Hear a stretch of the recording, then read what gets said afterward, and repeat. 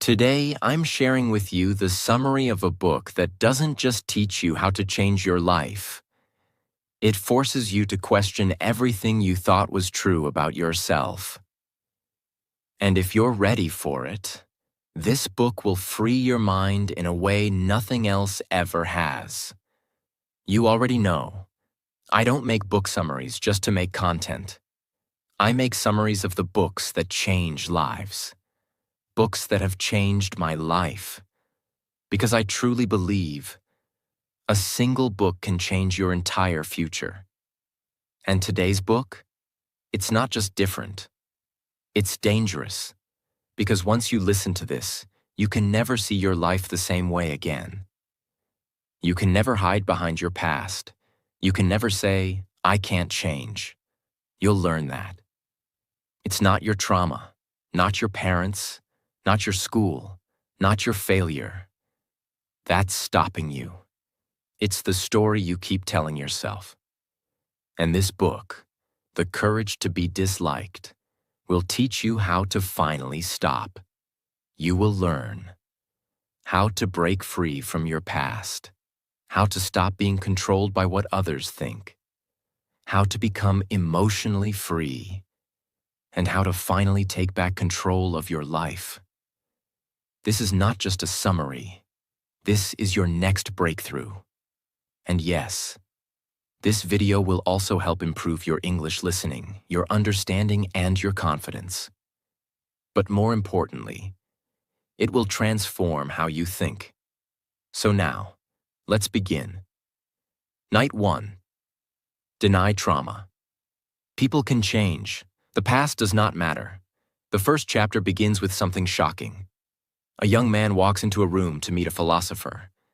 He's frustrated. He says, "It's easy for you to say people can change, but I can't. My past has made me who I am." He talks about being hurt, about being shy, about being scared of people. He says, "If I didn't have that trauma, I would be different." But the philosopher replies with something bold. "No, your past doesn't control you. You are using your past to excuse the life you are choosing right now." And this is the first painful truth. Truth 1. You are not a product of your past. You are a product of your choices. This book is based on Adlerian psychology, which is different from what most people believe. Most people believe in trauma-based psychology. Because this happened to me, I became this way. Because I was bullied, I became shy. Because I was poor, I became anxious. Because my parents were toxic, I don't trust anyone. But Adler says, this is backwards thinking. You are not controlled by your past. You are controlled by the goal you have right now, even if you don't realize it. The philosopher says, you are not shy because you were bullied. You are shy because you want to avoid rejection. And blaming your past is a way to stay safe. Let's break this down. Imagine a man who says, I can't talk to people because I was bullied in school. But the truth is, right now, he's choosing not to talk. Why? Because if he tries and gets rejected again, it will hurt. So he avoids it. Then he blames the past. But in reality, it's not the trauma that's stopping him. It's fear. This idea is scary because it means we have to take full responsibility. But it's also powerful because it means we have the power to change. Truth 2. You are not broken. You are avoiding responsibility. The young man says, so what are you saying? That my trauma doesn't matter? That what happened to me wasn't real? The philosopher answers with compassion. No, what happened was real. But how you choose to live with it, that's your decision. You can choose to become bitter, or you can choose to grow. You can say, this happened to me, and that's why I can never change. Or you can say, this happened to me, and that's why I must become strong. The philosopher says, the past is not something that exists now. Only your thoughts about the past exist. And here's the key message of Night 1. No experience is a cause of our success or failure. We do not suffer from the shock of our experiences. We make out of them whatever suits our purposes. What does this mean for you? If you're holding on to pain, if you believe your life can't change because of what happened to you, if you keep replaying your childhood, your heartbreak, your failure, then ask yourself, are you using that as a reason to avoid taking action now? Because the past is not in control anymore. You are. And the moment you stop blaming is the moment you become free. You don't need more healing. You need more courage. The courage to stop living in the past. And the courage to create a new future. The philosopher says, people can change, not because they must, but because they decide to. And that is the courage to be disliked. Let's pause here. Because if this lesson hit you deeply, if it shook your beliefs or made you rethink your own story, that's the point. This book is not comfortable. It's not motivational quotes. It's mental transformation. And this was just Night 1. Night 2. All problems are interpersonal relationship problems. The philosopher looks directly at the young man and says, there is no such thing as a personal problem. Every problem is a problem between you and someone else. The young man is shocked. He says, that's not true. What about my anxiety? What about my low self-esteem, my loneliness? But the philosopher calmly replies, even those are born from relationships. If other people didn't exist, those problems wouldn't exist. This is the beginning of a truth that will change your life forever. Truth 1. We are unhappy because of comparison, not reality. Let's say you live on a small island. You have enough food. You're healthy. But then one day, a stranger arrives. He's stronger, richer, smarter. Suddenly, you feel weak. You feel poor. You feel inferior. But ask yourself, did I feel that way before he arrived? No, your reality didn't change. Your comparison did. That is the root of most of our suffering. We compare ourselves with others. We feel less. And we blame ourselves. A woman feels insecure about her looks. She says, I hate my face. I hate my body. But she didn't always feel that way. She felt fine until she started seeing perfect people on social media. She started comparing herself to people who don't even look like that in real life. Now she avoids going out.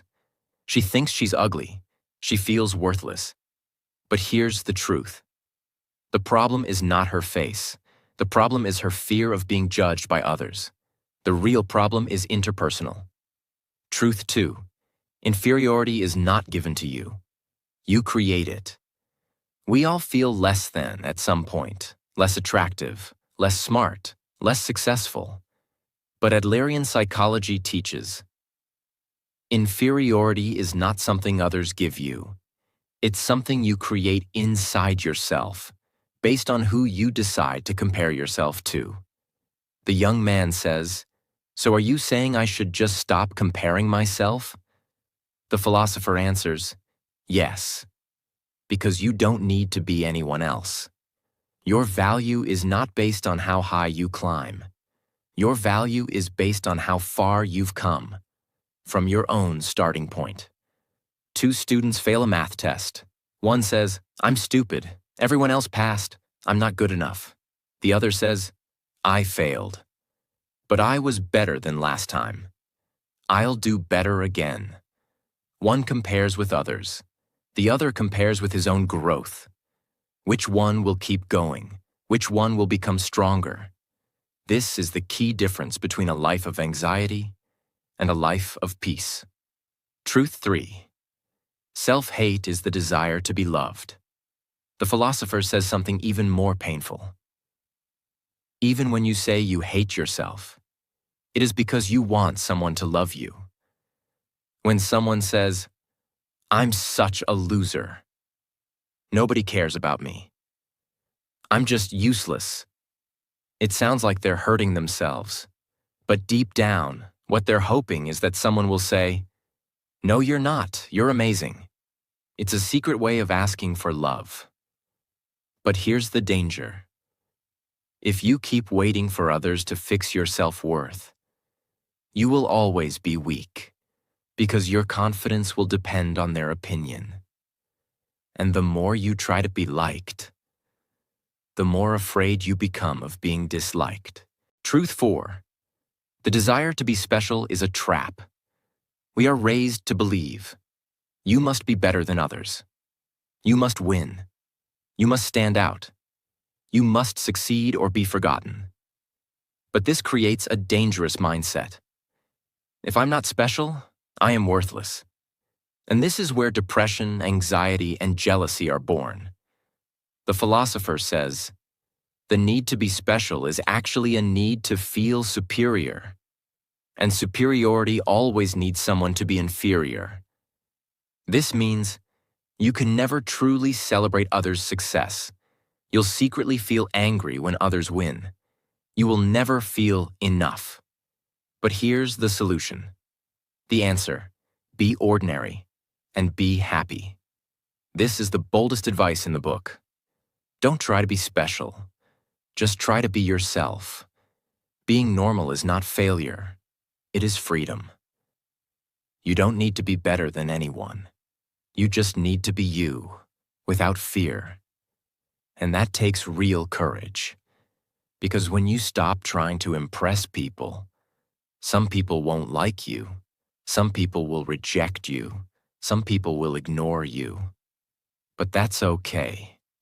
Because your value doesn't come from their approval. It comes from your heart. Imagine a young man who's afraid to speak in public. He says, "I'm not confident. I'm scared people will laugh at me. I'm scared they'll judge me." The philosopher asks, why does their opinion matter more than your own? The young man says, because I want to be liked. And that's the problem. When your goal is to be liked, you become a slave to others. But when your goal is to live honestly, even if others dislike you, that is true freedom. Every problem is a relationship problem. You fear rejection. You fear being judged. You fear not being enough. But once you accept this, you can begin to heal. The philosopher ends with this. The courage to be happy is the courage to be disliked. It's the courage to live your truth, even if the world doesn't clap. If this chapter opened your eyes, if it made you feel like someone finally understands what you're going through, if it gave you power to stop comparing and start living your truth, then remember, you are not broken.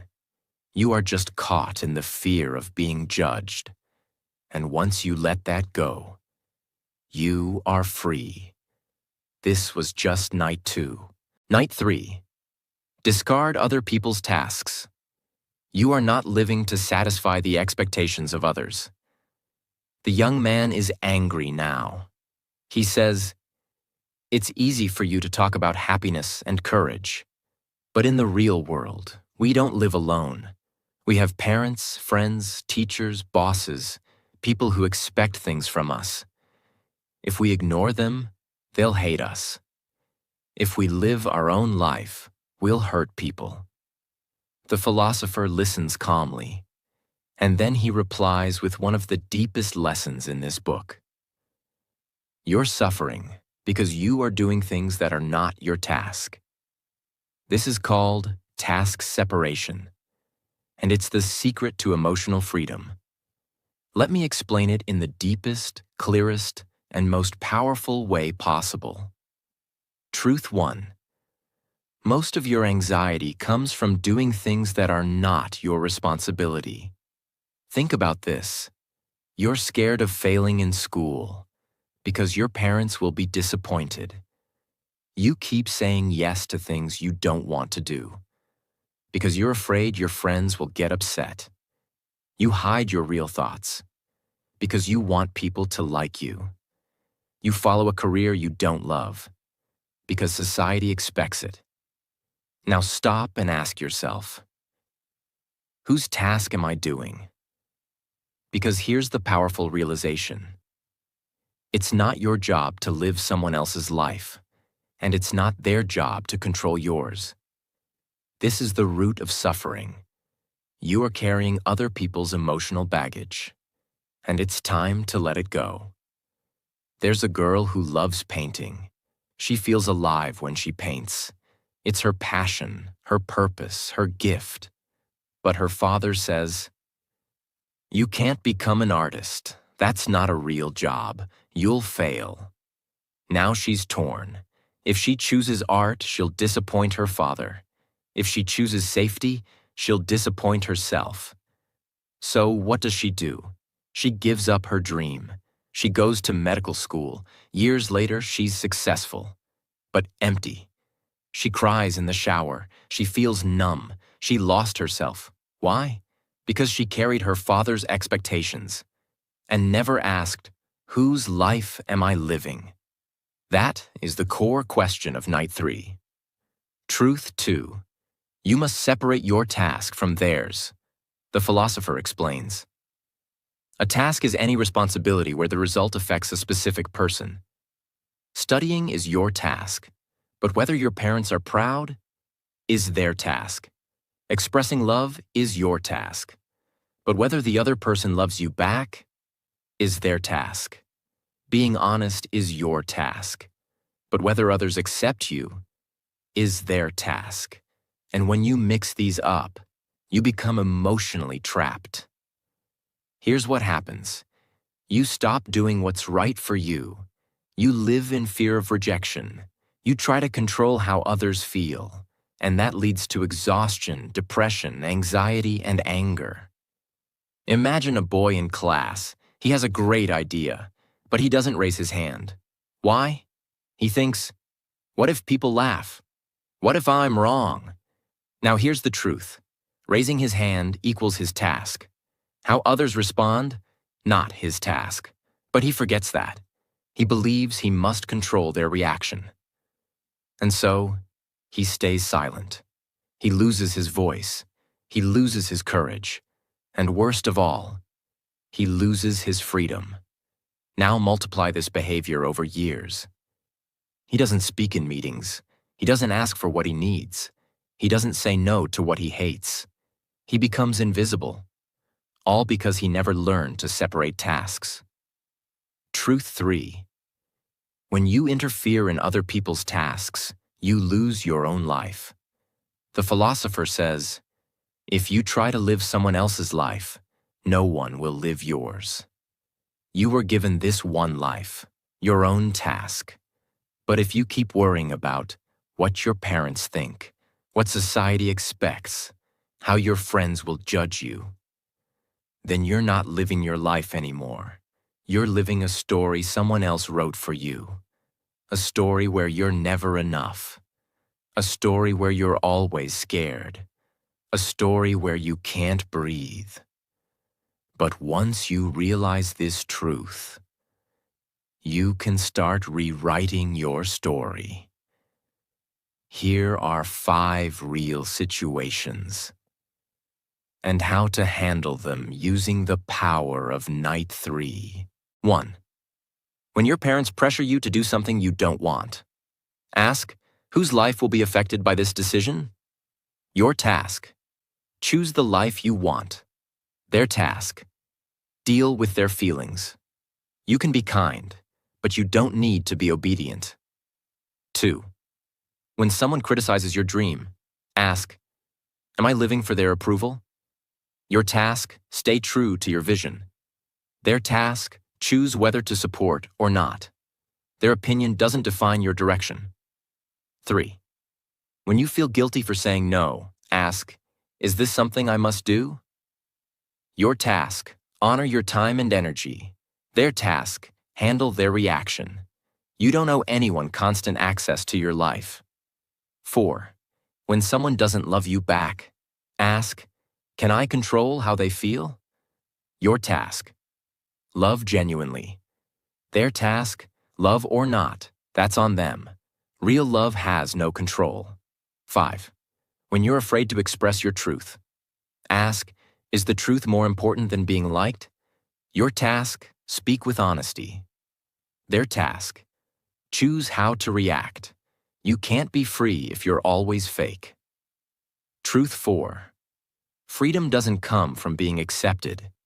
It comes from being real. The philosopher says something powerful here. When you clearly separate tasks, you no longer need to be manipulated by praise or controlled by criticism. Why? Because you stop chasing approval. You stop fearing rejection. You stop pretending. And that is the beginning of emotional freedom. There was a woman who spent her whole life trying to be the perfect daughter.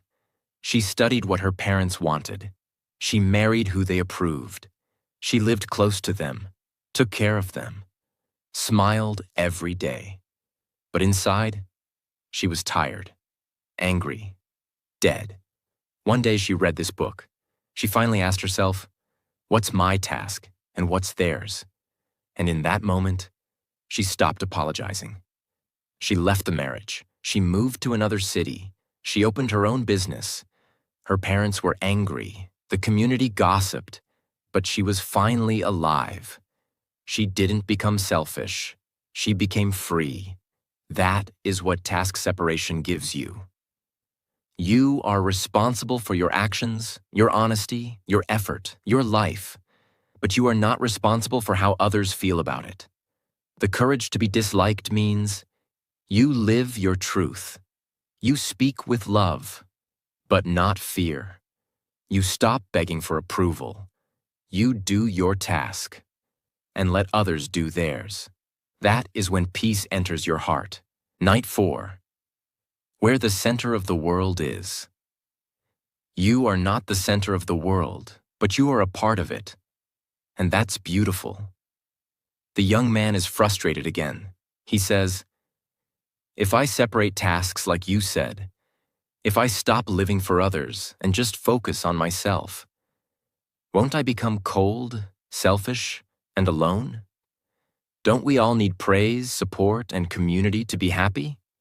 The philosopher smiles. He says, that's exactly what we're going to talk about tonight. The secret to true belonging is not to be liked. It's to contribute. And with that, we begin the deepest emotional shift in this book. Truth 1. We all want to belong, but we look for it in the wrong places. As human beings, we are born with a deep, invisible need. We want to feel that our life matters, that we are accepted, that we are part of something.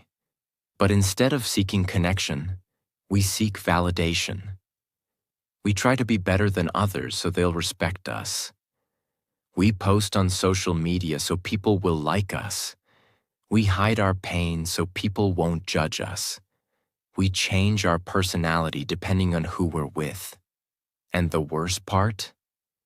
We begin to believe that our value depends on how people see us. That is the trap of modern life. That is how we lose our identity. But the philosopher says, you are not the center of the universe, but you are not unwanted either. You are a member of the community of people, and your happiness begins when you decide to contribute to that community. This is what Adler called community feeling, and it is the key to emotional healing. Truth 2. Being special separates you from others. Contributing connects you. Let's go back for a second. In the last chapter, we learned that trying to be special is a trap. Because when you want to be special, you automatically compete with others, judge others, see yourself as above or below them. It becomes, I'm better than you, or I'm worse than you. But never. We are equals. This creates jealousy, isolation, and constant pressure to prove your worth. But true happiness does not come from being admired. It comes from being connected. It comes from feeling, I am not alone. I am part of this world. I can give something. There's a man who works as a janitor in a school. He cleans the halls every morning before students arrive. No one thanks him. Most people don't even notice him. He's not special. But one day, a young boy walks into school crying. His shoes are broken. He feels embarrassed. The janitor quietly takes out an extra pair of shoes he keeps in his supply room. He gives them to the boy. No words, just a warm smile. Years later, that boy becomes a teacher. And when asked who inspired him most, he says, "The janitor who gave me shoes without asking for anything." That janitor was not rich, famous, or special, but he contributed, and his life mattered. That is community feeling. That is the meaning of this chapter. Truth 3. The world does not revolve around you, and that's freedom. When we believe we are the center of everything, life becomes heavy. If someone ignores us, we take it personally. If someone criticizes us, we feel destroyed. If someone doesn't smile back, we overthink. But the philosopher teaches, people are not thinking about you as much as you think they are. This is not an insult, it's a freedom. Because it means you are allowed to make mistakes. You don't need to be perfect. You don't need to control how others see you. You can just live, breathe, be real. You are not being watched by the world. You are being invited by it to participate, not perform. There's a girl who walks into a party. She's nervous. What will people think of my dress? Am I too quiet? Will they like me? She tries to impress. She laughs too loud. She acts like someone else. She goes home feeling empty. Next time, she remembers Adler's wisdom. You are not the center of attention. People are too busy thinking about themselves. So she goes to the party again. But this time, she listens more. She asks how others are doing. She helps serve food. She comforts a friend. And for the first time, she feels like she belongs. She didn't try to be liked. She simply showed up and gave love. Without fear. That is the shift. Truth 4. Happiness is not about receiving love. It's about offering it. We're taught to chase things, be beautiful, be rich, be talented, be admired. But Adler flips the question. Not what can I get from life, but what can I give to life? This mindset changes everything. When you speak, speak to serve, not to impress. When you work to contribute, not to dominate. When you love freely, not conditionally. You stop asking, do they like me? And start asking, how can I help? That is where real confidence comes from. That is where true peace begins. Truth 5. Unhappiness comes from self-centered thinking. The philosopher says something bold. The more you focus on yourself, the more you will feel dissatisfied. Why? Because when your whole world is, what about me? Why am I not happy? Why don't people care about me? You close your heart. You shrink your vision. You forget that happiness grows only in connection. The more you shift your attention from self to service, the more your pain disappears. You are not here to be special. You are not here to be better than anyone. You are here to contribute, to connect, to be part of something bigger than yourself. And when you stop trying to prove your worth and start living with love, humility, and service, you begin to feel what you've been missing all your life: belonging, meaning, peace. You don't have to be liked. You don't have to be perfect. You just have to be present and helpful in the life around you. That is the true path to happiness. If this chapter made you feel emotional, if it opened your heart or made you cry quietly inside, that's because it spoke to the part of you that has always wanted one thing: to matter, to be part of something. And now you know. You already do. Night 5. To live in earnest in the here and now. The only life you truly have is the one you live in this moment. The young man returns for the final night. But this time, he's not angry. He's quiet. His eyes are wide. He's been shaken. Something inside him has shifted. He says, "Everything you've told me these past nights, it's heavy. It's real. But now I have a question. If we are not controlled by our past, if we don't need praise, if we must contribute without needing recognition, then tell me, how do I live my life? Right now, today, with all the fear, all the pressure, all the uncertainty, how do I live, fully, honestly, and without regret?" And the philosopher replies with the most important answer in the entire book. Live as if you are dancing, not to reach the end, but because every step matters.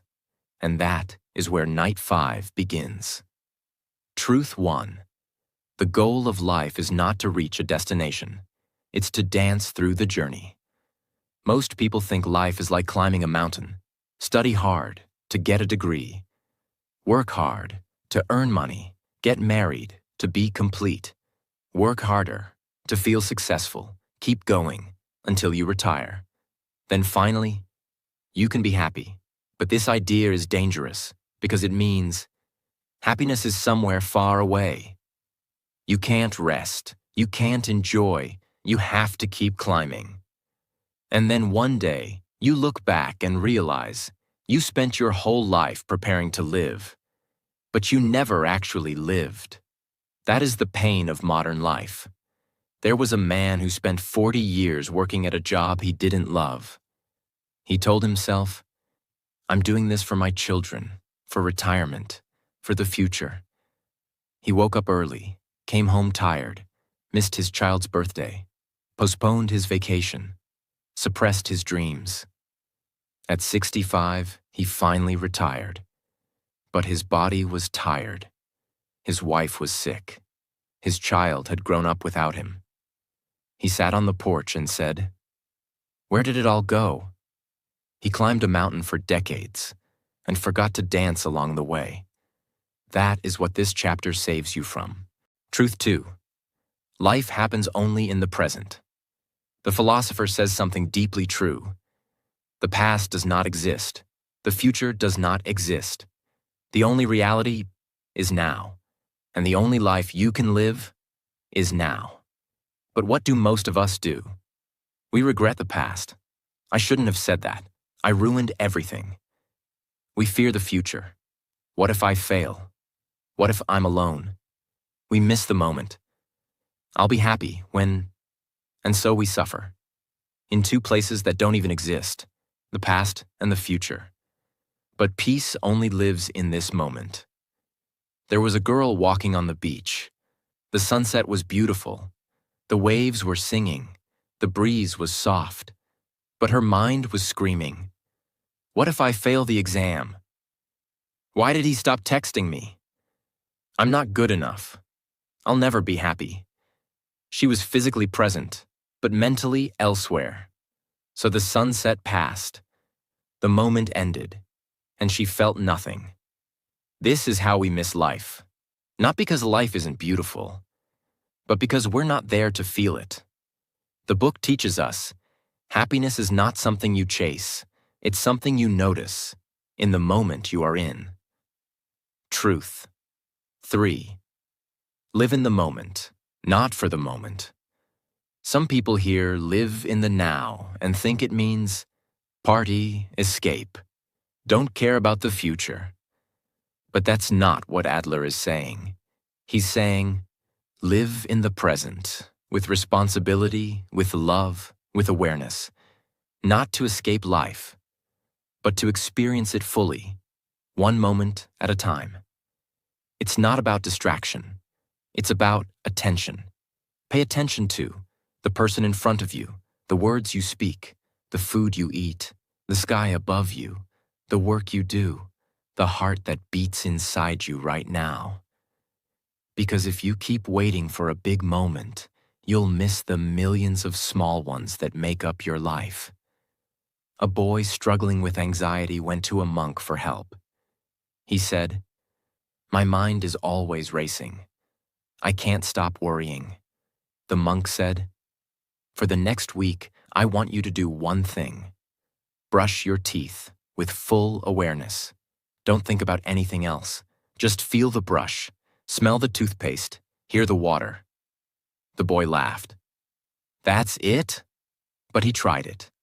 On day 3, for the first time in years, he felt peace. Not because his life changed, but because his presence changed.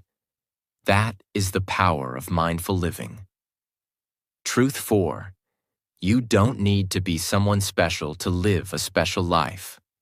Many people don't live fully because they believe, "I'm not ready. I need more success. I'm not important enough." But the philosopher says, you are living now. You are already complete, and your life has value, simply because you are choosing to live it earnestly. You don't need to wait to start. You don't need to be rich, famous, beautiful, or successful.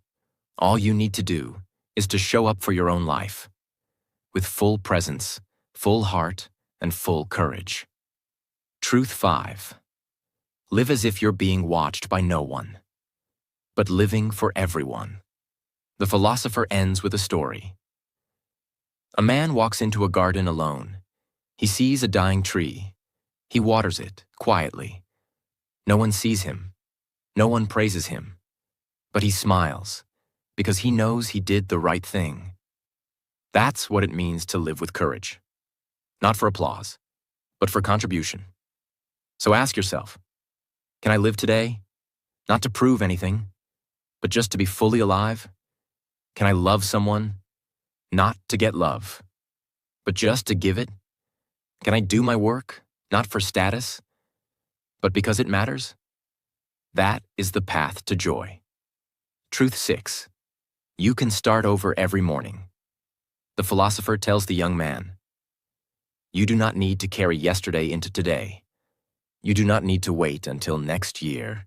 You are free, this very second, to begin again. And that is one of the most hopeful things a person can hear.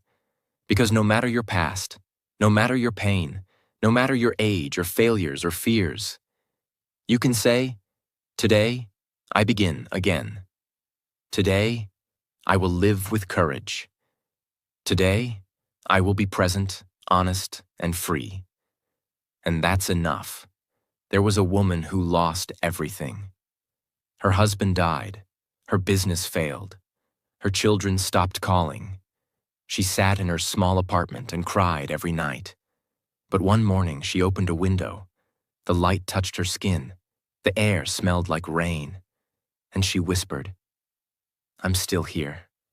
She made tea, sat quietly, listened to a bird, and for the first time in years, she felt alive. She didn't fix everything. She didn't become rich or famous. She just decided, I will live this one moment, earnestly. And slowly, step by step, her life returned. Not because she fought for success, but because she showed up for life. That is the meaning of this chapter. Life is not something you prepare for. Life is not something you chase. Life is not something you wait to begin. Life is what you do right now, in this very breath, in this very action, in this very step. You don't need to know your purpose. You just need to live purposefully, in this moment. That's what it means to live in earnest. That's what it means to have the courage to be disliked. That's what it means to live free. The young man finally understands. He stands up. He smiles. His eyes are no longer afraid. He says, I don't know what the future holds, but I know this. I will live today honestly. I will live today bravely. I will live today like it matters. And the philosopher nods. He doesn't say anything, because some lessons don't need to be repeated. They just need to be lived.